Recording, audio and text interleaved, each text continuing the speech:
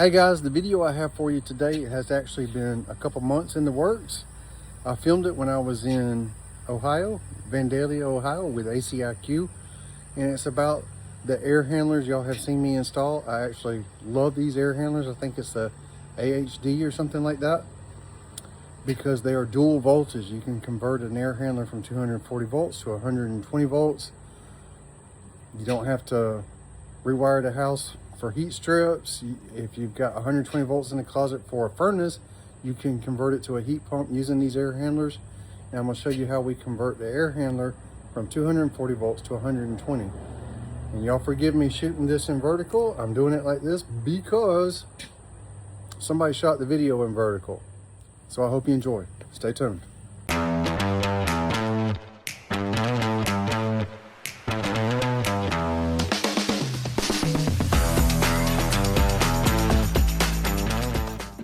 We're going to do two different things. And one, I want you to show me how to convert this air handler to 120 volts. Sounds good. And then I want, if it's fully communicating, how to hook up the float switch. Sounds good. All right, step one for 120 volts. Something I'd like to point out here is that if you look at our connections here, we have the voltage being split into two different spots. Okay, the first one is going to be to our circuit board. Our circuit board is powered by 240 volts. And that goes right up here from this. Correct, right to the top. And if you put in heat strips, it's going to have a plug for that. Yeah. What's going to happen though is what you should do if you put in heat strips is reuse this cable, because what's going to happen is if you get rid of this cable, I'll show you something. If you get rid of this cable and you do plug in heat strips, what's going to happen is you're going to plug in your heat strips, right? And we're going to plug it into our circuit board. And it's got this. That doesn't matter. That's okay. That's our S. In this case, it won't make a difference. But what's going to happen is if we power this block, we're going to get power to our circuit board. But you know what doesn't have power anymore? Our blower motor. Yes. This is when we get the EHBA code all the time. It's because people are abandoning this jumper that powers our blower, and they just are powering the circuit board now. You need this cable. Okay. This cable does not come with the power for the blower motor, which is right there. Okay, and we're talking about converting to 120, right? Right now, we're just talking about just hooking up heat strips in general, correct? So if we're converting it to 120, that's fine. But I just wanted to say you brought up the heat strips and where it plugs in at. I just wanted to point out where they plug in at. So let's convert it to 120. That's fine. Plug it back in. I also want to point out too, if you want to zoom in right here, I'll get you a light. Hold on. If you look right here, these little tabs actually had a lock on them. One second, there we go. See that lock? Yep. You have to push that in like this. Yep, I see it. They lock into position, so you push in like that, and then so don't pull just out. yank them off. Yeah, you can't just yank them off. You got to push in. Oh, it's backwards. That's why. You got to push in on that lock, and you'll hear it lock. We'll hear it again. So this plugs into our board, just like I was saying a second ago. It's one of the, and then this plugs into our motor. Now, if we're doing 120 volts, right? We hook up our Let me unzoom real quick. Okay. We put in our 120 volts on L1, our neutral on L2. Does it matter which one's which? I would prefer if we always use the red. If you look at the circuit board itself, and I'll pull it out here, the circuit board is actually labeled. Get it out really fast. Kind of in there. I kind of see it, yeah. Yeah, you see it right there. It's actually labeled L and N. So I'd like to keep it that way. I've not tried it because I don't want to smoke an air handler, but try to keep it that way. So, to be sure, because in most residential stuff, black is hot. Correct. So is red though in residential. All right, so yeah, it is weird. Your red's going to be L1 if this is 120 volts. Correct. Our neutral will be L2. And that's going to be your hot, and neutral is going to be on the black. Correct. When in doubt, look at the board. That's what I always do when I'm trying to double check. All right, so how do we convert this part? Now this part, pretty easy. We just take that out and we plug it in. Oh, hold on a second. I didn't get all that. Do it again. Yeah, do that one more time. Okay, so it comes from the factory like this. So it comes set up for 230. That way, if you do send it 120, it won't hurt anything. But if you want to go to 120, we take this out and we plug this in. So, and if you notice, we get this call a lot that the 230 goes nowhere. Yeah. And that's by design. This adds in the jumper that's needed in the motor to make it a 115 compatible motor. Oh, okay, that makes sense. Now, does this board auto sense what voltage it's getting? Correct. The board will, but there's one final thing we're missing, and that's this. This comes in the accessory terminal. The board will auto sense it, but the transformer will not. So what you do is you unplug this. All right, do that again. That comes in the bag with with the air handler. Right there. Okay. Comes in the bag with the air handler. We take that out. Take that out. I like to take the lock out. It's just a little locking piece. Mm-hmm. And then on the back of this board here, we unplug this. Where was that now? It was hidden back behind the board. You can come this way. Uh-huh. Get a picture of it back there. Okay. So then we can remove the lock. I can get it off without a screwdriver. May not even need to, actually. These locking pieces are there so they don't accidentally unplug in transit. They don't want them popping out. They're not very easy to get off, though, without a thermostat. They are there to piss off technicians. Yeah, absolutely. Me too. Yeah. All right. Got it off. We pulled this off. Uh-huh.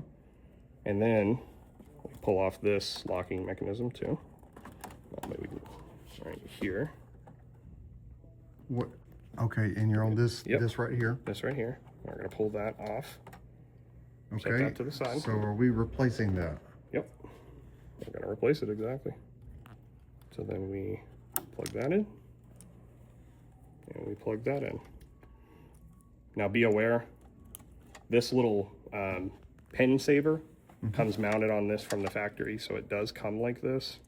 We get this call sometimes where people will say that this doesn't connect. Oh. This is a pen saver. This is preventing those pens from getting bent in the little baggie. So this little pen saver holds the pen straight. So you just take that off. Let's get rid of it. Okay, is this exactly the same for the extreme air handler? The extreme air handler does it all automatically. Don't have to do anything. But this is which one is AHD? This is the AHD non-extreme 454B which unitary is air handler. The ones y'all have seen me installing recently. Correct. So now this is 120 volts. Ready to go out the box. We're done. Now, what'll happen if you send it 120 volts and you don't do this modification? What's going to happen is you're going to get really low output voltage. So we get a call where you're seeing 14 volts, you're seeing 12 volts, or see something low. Immediately, you know they didn't replace the transformer tap. And then, like I said, the motor itself just won't run. You may get an EHBA code or something like that. The voltage isn't high enough, but switching this to that. Now, we get that call a lot, too, about the motor plug, why these are barrel fuses. I don't know if you've ever opened one of these, but there are fuses inside of this. And how many amp fuses is that? They're 15 amp fuses. Now, what it's actually here for, though, from my testing and what I have found, is it's here in case you switch this to 115 and you send 240 to that motor. It's going to give you one more chance to get it right. Before you blow the motor. Before you straight wire the fuses. Correct. Before you straight wire the fuses. Now, let's say hypothetically you did install those heat strips, right? Let's say you installed those heat strips and you did unplug this motor, right?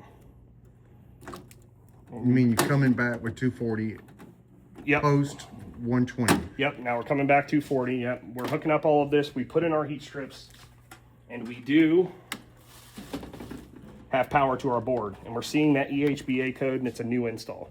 Most of the time that means that your blower motor isn't getting power. So what do? We don't have the cable. We threw it in the trash. The answer is, if it's 240, we can remove these, put terminals on them. Now obviously you can see I cut them. I put these on here. This is not how it comes from the factory.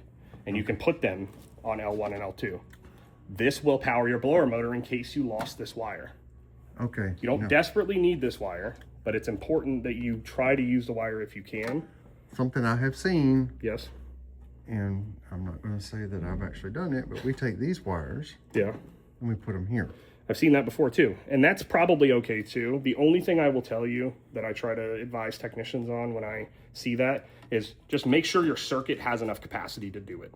If it does, it's fine. We can move that. We can even put them there. We can do, the 14 gauge jumper to do that. As long as your circuit, let's say it's a 60 amp and you only have a 5 kilowatt, you have plenty of capacity to put your air handler on. The majority of the time, I've got something that might have 15 kW. Yeah. But we're coming back with something that can produce heat at low temperatures. Sure. I'm dropping the kilowatts. That's an acceptable thing too, because all this does is this powers our actual heat strips. Our relays are actually powered by this plug.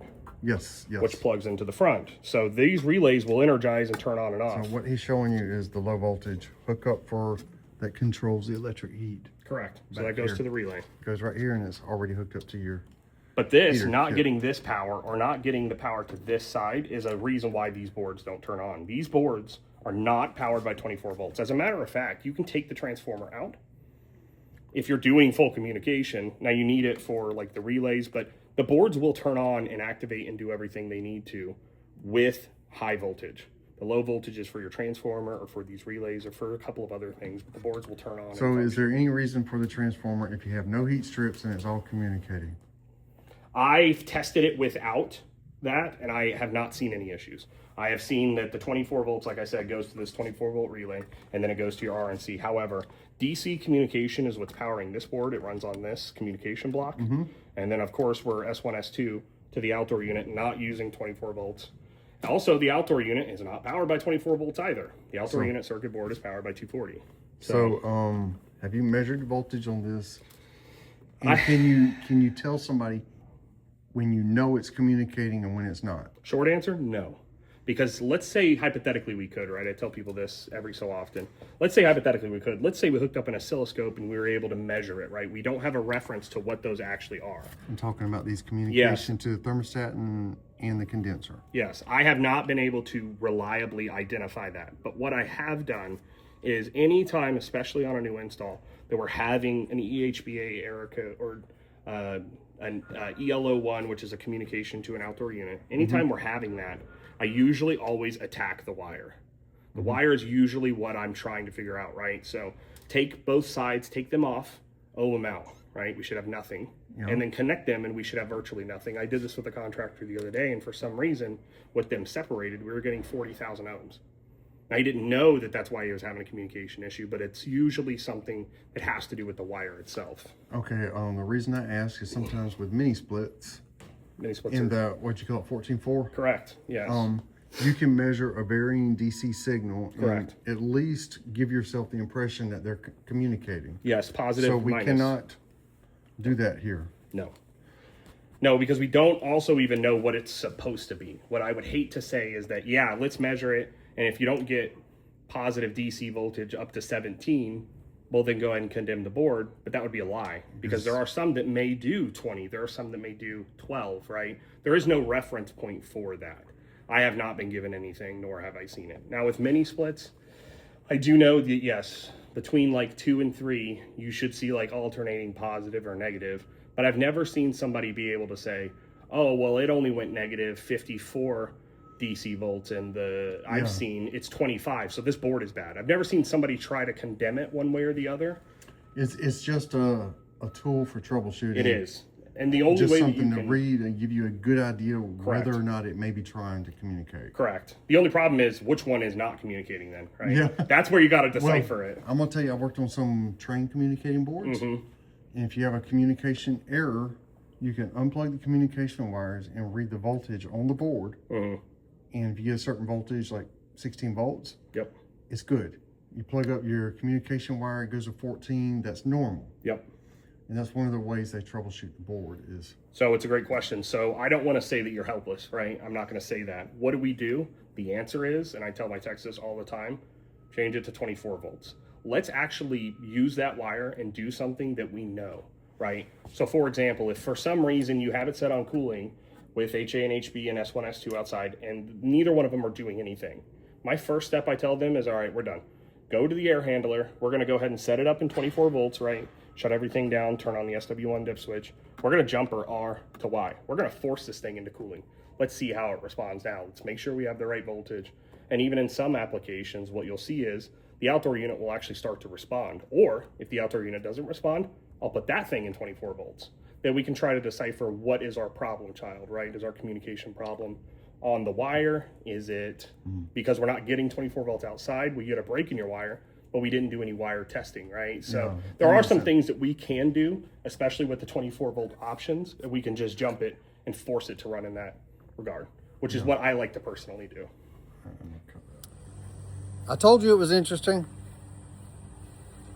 So I really like those air handlers. They are very versatile, and I've installed several of them, and I hope to install some more soon. If you enjoy these videos, please like and subscribe. If you're out on a job trying to figure out how to wire one of these up, give me a thumbs up. Check out the store in the corner, and I'll catch you on the next one.